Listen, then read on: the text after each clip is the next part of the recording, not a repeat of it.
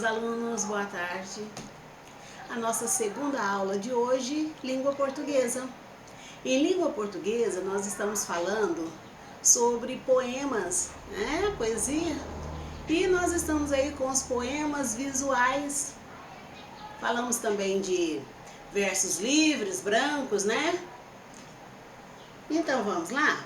Nós temos aí na página 89, pegue o seu livro, vamos para a correção. Na página 89 tem assim para você. Você sabe o que é poema visual? Você sabe? Eu coloquei para você no seu esqueminha da segunda-feira, onde está assim para você, ó. Poema visual é uma expressão poética não formal que valoriza os efeitos visuais, ou seja, prioriza a formação de imagem. Essa imagem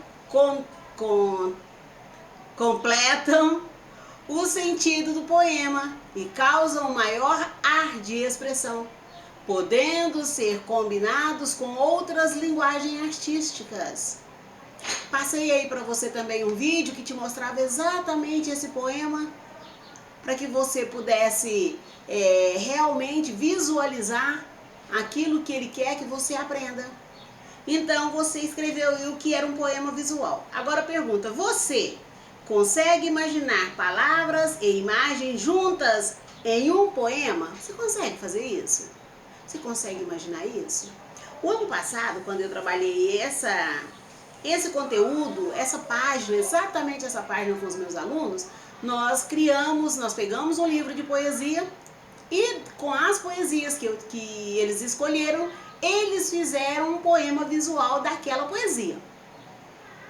E aí cada um fez um, tinha poema, teve uns que ficou muito bom, porque tem pessoas que têm habilidade com desenho, né? Primeiro desenhou e depois veio escrevendo, desenhou fraquinho e foi escrevendo onde seria, igual a menina que fez lá da casa, se essa casa, não é se essa casa não, minha casa tem palmeiras, foi que eu contei pra vocês lá, onde canta o sabiá, e aí ficou muito bem feito, ficou muito bonito, tá? Cada uma coisa, se essa rua fosse minha, pegar aquela musiquinha lá que tem o poema dela também, e foi escrevendo, como se fosse a rua. Então assim, é a criatividade. E você? Agora vamos ler o poema bem diferente, A Primavera Endoideceu, de Sérgio Caparelli. Sérgio Caparelli, que nós falamos que é daqui de Uberlândia. Eu acredito, eu não olhei a biografia dele, mas eu acredito que ele seja parente da Cora Pavan Caparelli, do conservatório, né? Então temos aqui, A Primavera Endoideceu. Nós temos o caule da flor aí escrito assim: nos meus olhos zumbiam 1000 abelhas e me fitava detrás da cerca dos cílios, dos olhos aqui, as abelhas fitavam por trás. As pétalas está escrito: bem me quer, mal me quer, bem me quer, mal me quer, até formar as 5 pétalas. E o miolinho aqui, ó, né? Tá escrito assim, zum, que é as abelhas que vêm aqui para pegar o néctar, né? Então, os pólens, né? Então tá tudo aqui. Então te explicou isso, falou direitinho, explicou o que seria isso, né? Em outra situação também, a gente poderia relacionar essa poesia, esse poema do Caparelli, com o filme lá, né? Do B-Movie. E aprende tudo, aprende a polinização, aprende a organização e aprende também o poema através do filme. Então vamos aqui. Eu li para você na aula a biografia aqui do Sérgio Caparelli. Não fala a relação deles, se tem alguma relação com a Cora Pavan. Eu acredito que sim, mas não tenho certeza, porque eu não li. Na hora que eu li eu falo para vocês. Esse site dele não funciona, tá? Eu entrei e ele não está disponível, por isso eu não tenho mais informação. Aí pergunta para você na número 1. Você gostou do poema visual A Primavera Endoideceu? Por quê? É pessoal. Eu particularmente gosto. Eu acho de uma criatividade imensa, assim. Eu não sei se eu faria assim, né?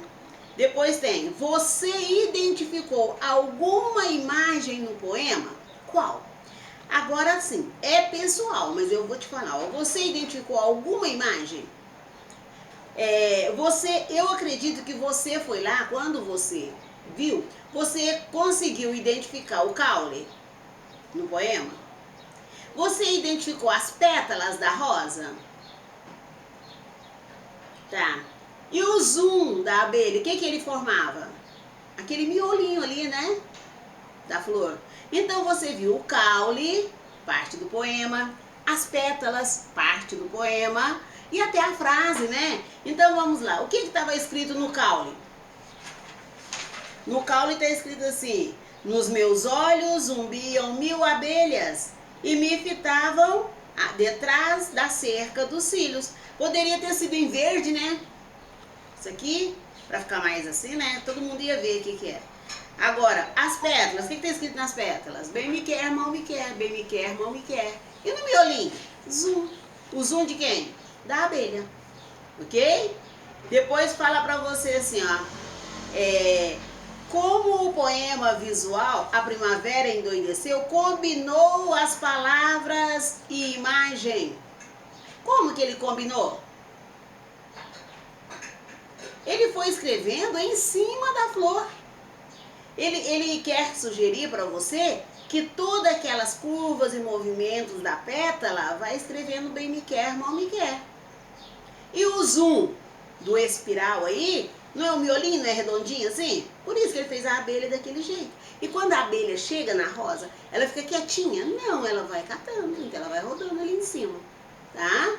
Então, como poema visual, combinou palavras, usando cada parte da flor para distribuir os seus versos.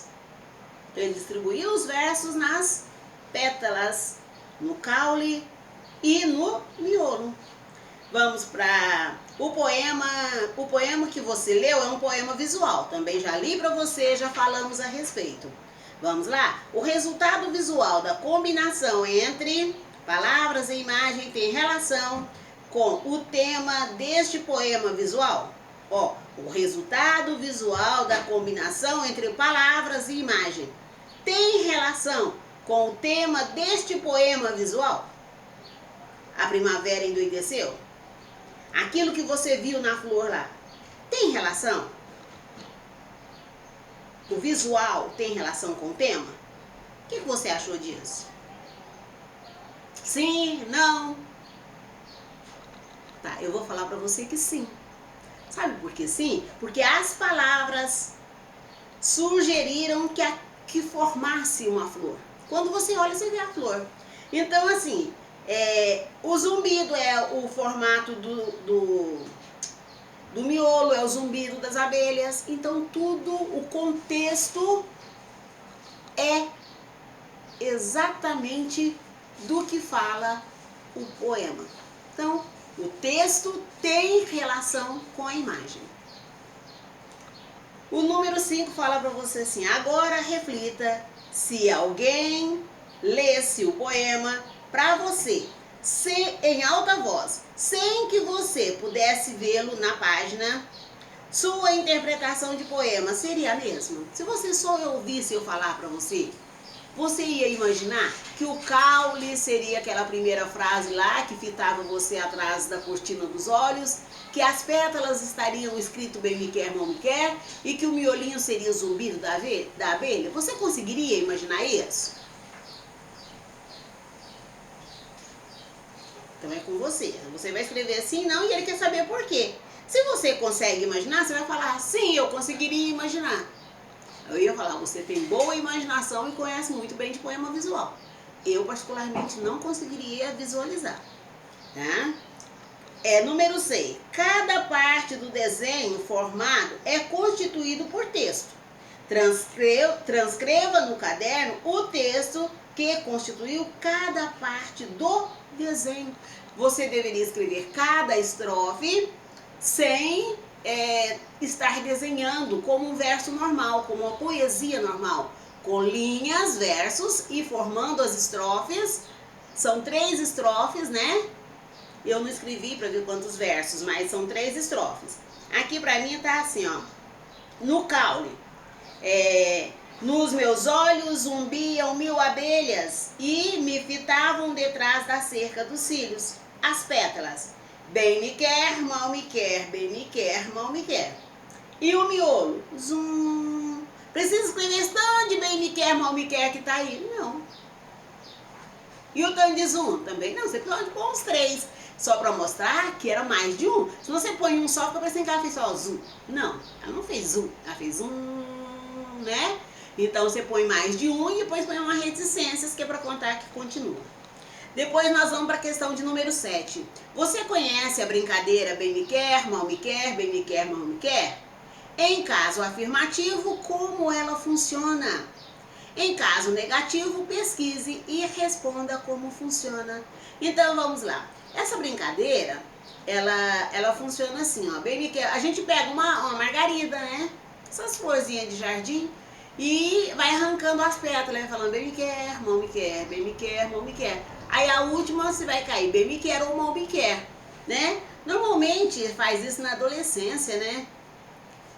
E aí tá pensando que tá namorando ou que quer namorar, e será que me quer, será que não quer, bem me quer, mal me quer, né? Brigou com a coleguinha, ah, bem me quer, mal me quer, tá com raiva de mim, mas vamos ver se ela vai fazer as pazes, bem me quer, mal me quer. Cada um usa num sentido, mas o fundamento é esse, né?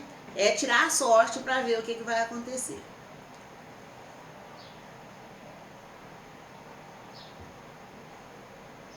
Depois nós temos o número 8. Há algumas expressões repetidas no poema. Por que o poeta teria escolhido repetir? Para completar a frase, para completar o desenho. Não é verdade? Porque se a expressão bem me quer, mal me quer, daria 5 pétalas? Não, não daria. Então precisou repetir. Tá? Aí tá assim, a expressão bem me quer, mal me quer. O que significa a expressão bem me quer? Então assim, ó, o efeito, o sentido da repetição bem me quer, mal me quer, é fazer o leitor se lembrar da brincadeira e talvez se imaginar retirando as pétalas da flor para adivinhar se é amado ou não. Porque se ele escreve só uma vez bem me quer, mal me quer, não, bem me quer, mal me quer, acabou. E a repetição dá tempo de você arrancar todas as pétalas, né? E aí vai saber de acordo com a brincadeira. E no desenho repete para que tenha frase suficiente para completar as 5 pétalas. Depois, o termo zoom. O que quer dizer zoom? Zumbido da abelha. E por que ele repete? Porque a abelha não chega faz zoom e para. Igual eu falei, o zumbido ele é constante. Então por isso ele foi repetindo, tá? Número 9. A primavera é geralmente associada à alegria, à renovação e ao amor. No poema, a brincadeira do bem me quer, mal me quer, retoma essa ideia. Agora releia o texto que forma o caule da flor. Nos meus olhos zumbiam 1000 abelhas e me fitavam detrás da cerca dos cílios. Nesse trecho, há algumas metáforas. Detrás da cerca dos cílios. Parece dizer respeito ao olhar da pessoa a que se refere o eu lírico. Nós falamos do eu lírico. Falei para vocês que é a pessoa de que fala o poema, que não é o escritor. De quem o poema fala aqui? Ele fala da primavera. Quem é o eu lírico desse poema? A primavera. Ó, e para você, o que seria as abelhas zumbindo nos olhos do eu lírico? O que seria as abelhas zumbindo? As abelhas fazendo festa, né? Aproveitando para pegar o néctar e também os pólen. Não é? Olha,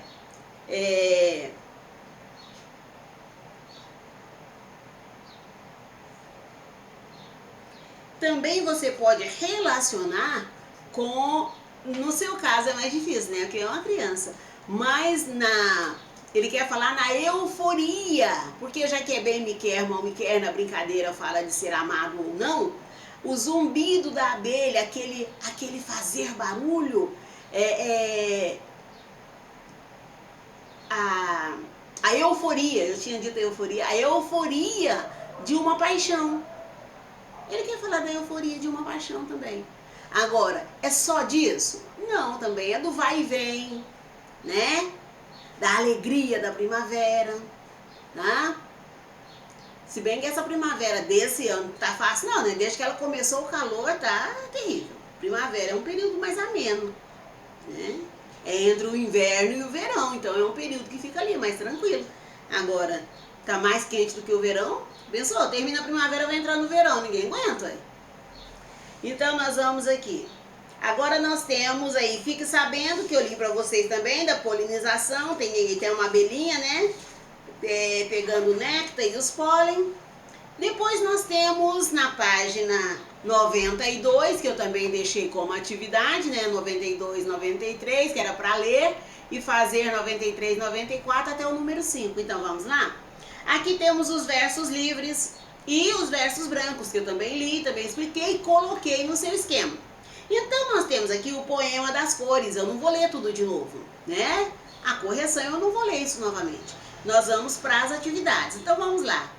Em quantas estrofes o poema está dividido? Qual poema? Poema Cores, não é dele que nós estamos falando? Quantas estrofes ele está dividido? Em 10 estrofes. Escreva a palavra 10, é língua portuguesa, tá? Escreva por extenso. Então, número 2, de que trata cada estrofe? De uma determinada cor. Ou cada estrofe trata de uma determinada cor. Como as cores são abordadas nas estrofes? Como elas são abordadas? Fala pra mim.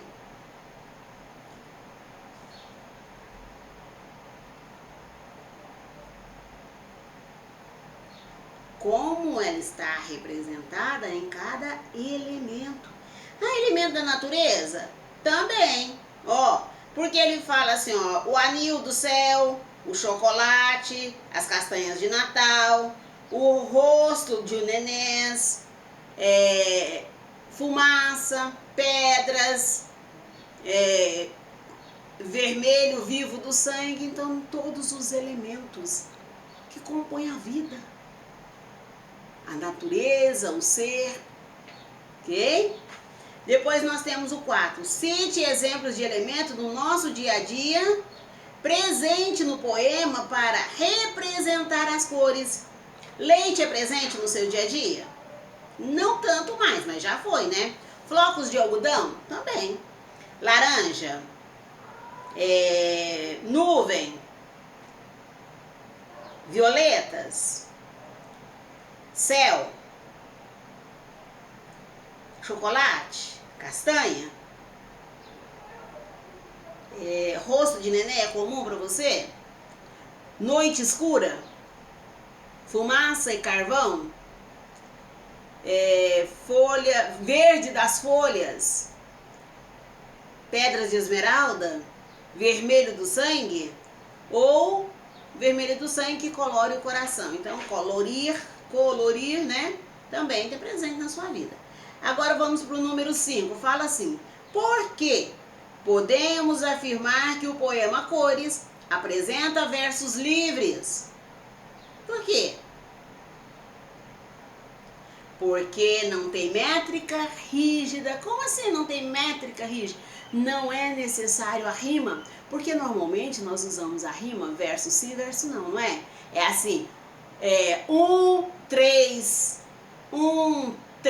5, 7, 9, ou 2, 4, 6, 8, sempre pula um. É o primeiro que rima com o terceiro, que rima com o quinto, que rima com o sétimo. Ou, só tinha 3 estrofes, professora. Quando é assim, ele começa assim, ó, o primeiro que rima com o segundo. Às vezes, alguns poemas, que a pessoa é mais criativa, ela tem o primeiro que rima com o quarto, o primeiro que rima com o terceiro e o segundo que rima com o quarto.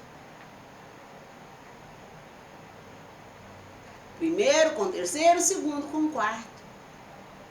Ou o primeiro com o terceiro. Pronto, o segundo e o quarto fica vazio, fica livre.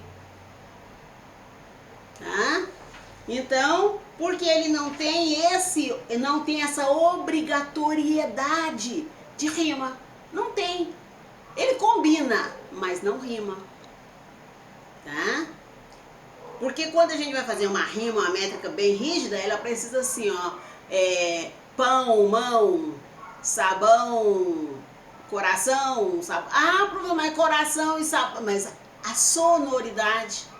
Você preocupa mais com a sonoridade do que a terminação em letras. Às vezes um é com S, outro é com Z, mas a sonoridade, tá? Então precisa ter essa rima sonora. Você precisa ouvir, tá? Que efeitos o poema produz no leitor? Em você, que efeito esse poema causou? O que você viu isso aqui? Você falou, oh, que legal! Ele foi lembrando de tudo aquilo que tem a cor que ele precisava. Foi assim que você pensou? Não sei, é você, é pessoal. Então você coloca aí pra mim. Recitem o poema e tentem se lembrar em quais objetos ou elementos da natureza podemos encontrar as cores nele mencionadas. Recitem o poema e tentem se lembrar em quais objetos ou elementos da natureza podemos encontrar. Se ele fala para você branco, ele falou branco do leite, da neve, do algodão, o que mais? Depois ele fala o amarelo da laranja madura, ouros e dos girassóis. Só isso é amarelo, o que mais? É isso que ele quer que você faça aqui. Então, você foi lembrando e você pensou assim, ó, o branco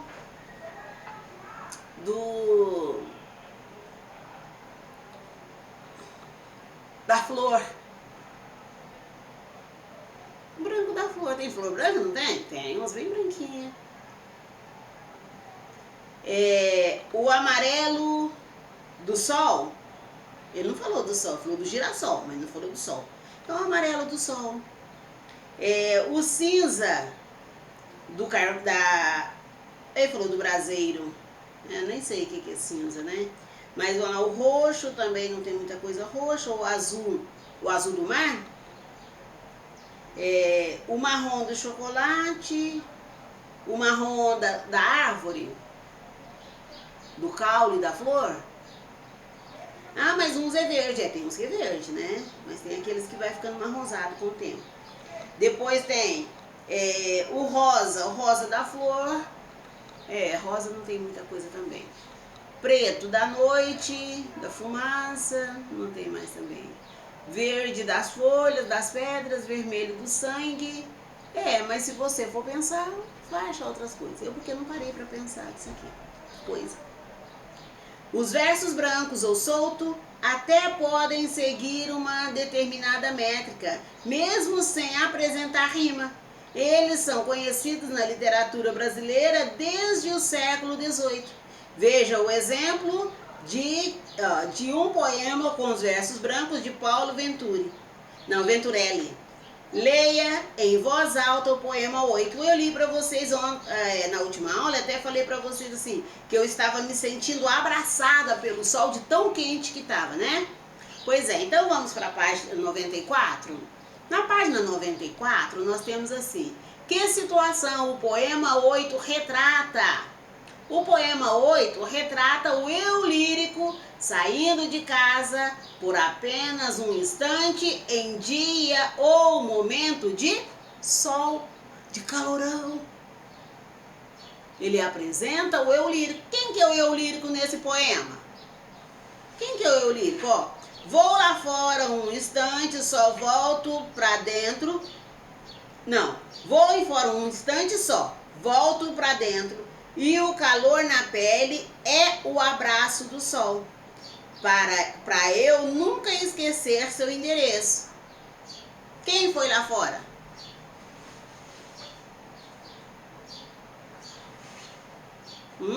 Quem é o eu lírico desse poema? O dia, não foi, gente? O dia foi lá fora e voltou abraçado pelo sol. Ah, professor, mas como que é o dia? E se estivesse chovendo? Ele ia lá fora e voltava abraçado pelas águas da chuva. Nesse caso aqui, ó, saindo de casa para o jardim, para o quintal, para a sacada, é o dia. Seu dia, o momento do seu dia. Ah, eu fui lá fora. Você no seu dia, não você em qualquer momento. Você no dia, tá? Depois o número 2. O eu lírico quis dizer com e o calor na pele é o abraço do sol. O que ele quis dizer com isso? Sentiu muito calor na pele, como se o sol estivesse abraçando de um modo aconchegante. Bem abraço de urso? Pois é.